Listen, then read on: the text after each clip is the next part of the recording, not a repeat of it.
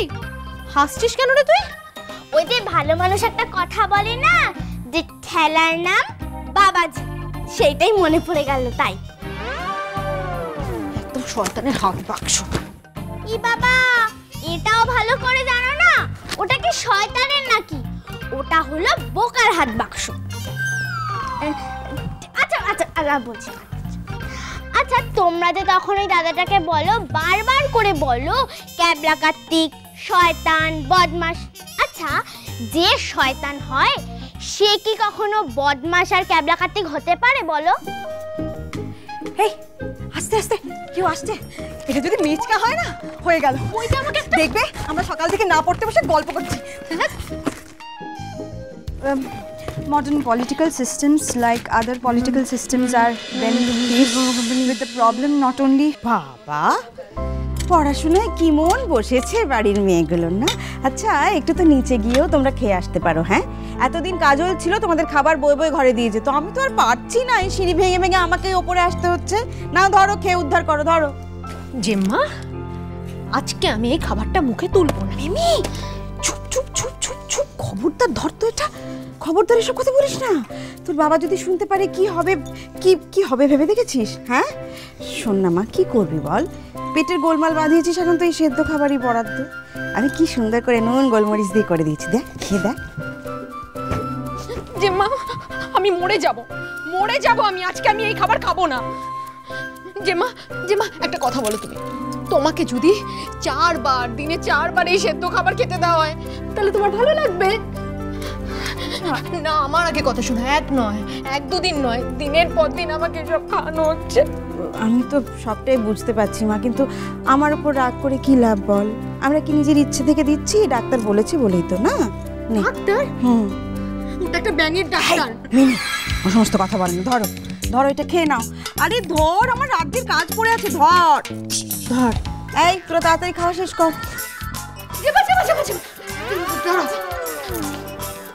জেম্মা, জেম্মা তুমি বিশ্বাস করো, আমি একদম সুস্থ। দেখো আমার রোগ শোক কিচ্ছু হয়নি। শোনো না, আমি বলছি কি, তুমি বুঝতে পারছো না আমার কত ক্ষতি হয়ে যাচ্ছে লাইফে, আমার কলেজে যাওয়া হচ্ছে না, তুমি বোঝো এটা? আমি বুঝতে পারছি মা, সবটাই বুঝতে পারছি, কিন্তু কি করবি বল? আগে তো শরীর, তারপর তো সব কিছু না। একটু তো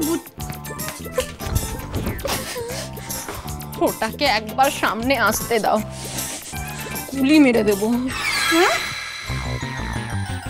শয়তান? কে? কাকে বলছিস শয়তান? কে শয়তান? ওই হাবদামুখো বজ্জার ডাক্তারটাকে। মিমি,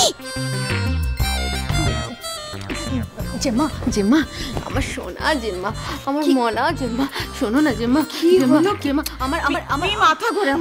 আমার একটা কথা শোনো, আমি বলছি কি, দেখো তুমি যদি একটুখানি বাবাকে বুঝিয়ে বলো, মানে তোমার কথা বাবা শুনবে, আমি এটা বিশ্বাস করি, তোমার কথাই বাবা শুনবে। তুমি যদি একটু বাবাকে বুঝিয়ে বলো যে আমাকে একটু কলেজটা শুধু যেতে দিক, আর কিছু করতে হবে না। আর তোমাকে আমি প্রমিস করছি, আমি আর বাইরের খাবার কোনো দিনও খাবো না। অসম্ভব, অসম্ভব। এই কাজ আমি করতে পারবো না, এই ব্যাপারে একটা কথাও আমি বলতে পারবো না। ডাক্তারের ওপর দিয়ে আমি কথা বলবো? তুই কি পাগল হয়েছিস? তারপর তোর বাবা কি কাণ্ড।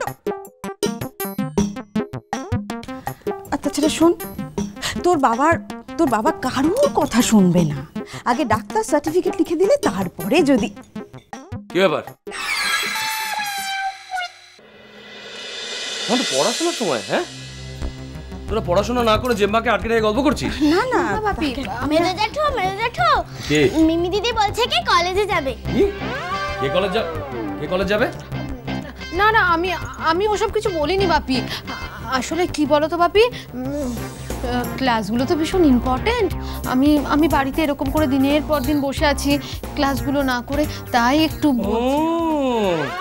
কলেজে যাওয়ার জন্য, পড়াশোনা করার জন্য একবারে দরদ উতলে উঠেছে না তোমার? তোমাকে আমি চিনি না মা। কি মনে করো তুমি নিজেকে? এতই যদি কলেজে যাওয়ার শখ হয়, এতই যদি পড়াশোনা করার শখ হয়, তাহলে পরীক্ষার নম্বরগুলোর ওই হাল কেন? হ্যাঁ কুতি পাস করতে না তো তুমি? তাহলে ঠিক আছে ছাড়ো না। না না, পড়াশোনায় কোনো মন নেই, কিছু নেই। মেজো ঠাকুরপো, আচ্ছা বকুনি তো খাচ্ছে, শুধু শুধু কেন বকছো? দেখো পড়তে তো বসেছে, এখন চারটি বকাঝকা করে পড়াশোনাটা নষ্ট করে দিও না। চলো চলো, মুখটা দেখো, দেখো না, দেখো বৌদি কলেজে যেতে পারছে না, পড়াশোনা করতে পারছে না, সেই জন্য দেখো চোখ যেন জলে ভরে যাচ্ছে একেবারে।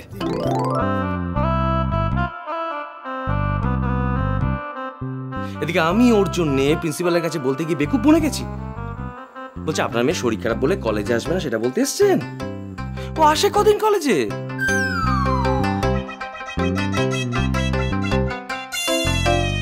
তুমি ভাবো তো, প্রেস্টিজ বলে কিছু থাকে? ছি ছি ছি ছি ছি। এদিকে রোজ বাড়ি থেকে সেজে গুজে বেরোচ্ছে সে, কলেজে যাওয়ার নাম করে। কলেজ কেটে এদিক ওদিক করে কোথায় না কোথায় ঘুরে বেড়াচ্ছে, ভগবান জানে।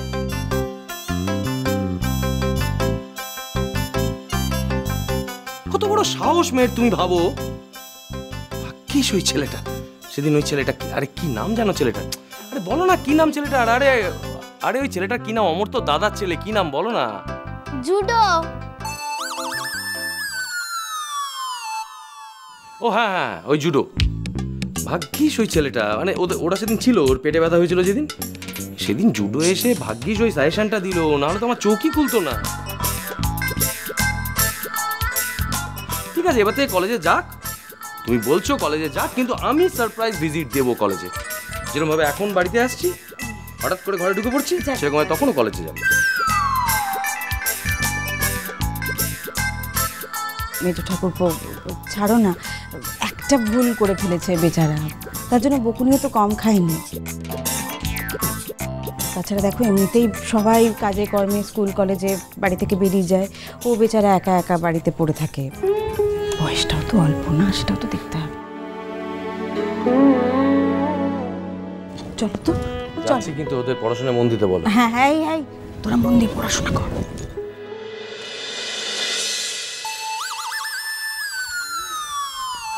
রুমি, আমি তোকে প্রমিস করছি, মরার আগে আমি দুটো কাজ করব। কি? আবার তুই কি করবি? একটা, আমি বাড়ি থেকে চলে যাব, আর দুটো, ওই হুকুমুকুটাকে কুপিয়ে কুপিয়ে কাটবো। আমার জীবনটাকে একদম নরক বানিয়ে ছেড়ে দিয়েছে। আস্তে, কিসের জন্য? মেজোটা চলে আসতে পারে। হ্যাঁ, শোন না শোন না, রুমি দেখ দেখ, তুই আমার ভালো বোন না, মিষ্টি বোন, খুব ভালো বোন। শোন না, তোকে না আমার জন্য একটা কাজ করতে হবে। হ্যাঁ মানে তুই অমর্ত্য অঙ্কেলকে ফোন করে হোক বা যেমন করেই হোক, তুই ওই হুকুমুকোটার নাম্বারটা আমাকে জোগাড় করে দে প্লিজ প্লিজ। কেন? তুই ওর নাম্বার নিয়ে কি করবি? আবার শেষকালে বাড়িতে বলে দিয়ে আরেক কাণ্ড। এই জন্য তোর জীবনে কিচ্ছু হয়নি, একটা সামান্য প্রেমটাও করতে পারিসনি। আরে তোরই কি আমি আমার পরিচয় দিয়ে ওকে ফোন করবো? ওই হুকুমুকোটা আমার জীবনের সব শান্তি কেড়ে নিয়েছে। ওকে যদি আমি নাকানি চোবানি না খাইয়েছি, তাহলে আমার নাম মিমি না। তাহলে তুই নিজেই নাম্বারটা জোগাড় করে নে। রুমি, সেটা তো আমি করতে পারবো না, কারণ তোর একটা গুটি গুটি ইমেজ আছে, সেটা আমার নেই। আমি যদি কাউকে কিছু বলি সন্দেহ করবে, কিন্তু তুই যদি কাউকে কিছু বলিস তাহলে দুবার সে ভাববে না। তাই জন্য তুই একটু করে দে না প্লিজ। আরে মিমি, আমি নাম্বারটা চাইবো কি বলে, তুই বল। বুঝেছি মা, অনেক করেছো তুমি আমার জন্য, থ্যাংক ইউ রে। আমি করে নেবো, প্রবলেমটা তো আমাকেই করতে হবে। ওকে। এই যে মিমি দিদি, তুমি তো এখনো কিছুই মুখে দিলে না, এরপর সব সবজি তোমার ঠান্ডা হয়ে যাবে। আমাদেরও কিন্তু খাওয়া হয়ে গেছে। বড্ড বাজে কথা বলিস জানিস। এনে দেখ কেমন খেতে।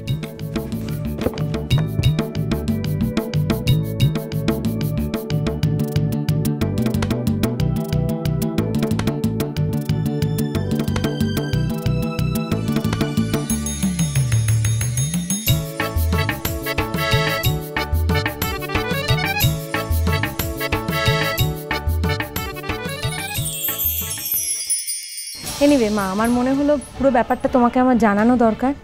তার কারণ বলা তো কিছুই যায় না, কোন দিন হুট করে আবার এই বাড়িতে এসে পড়লেন। উনি কখন কাকে কিভাবে জড়াবেন সত্যি উনিই জানেন। উনি তো এসেছিলেন এখানে। কি?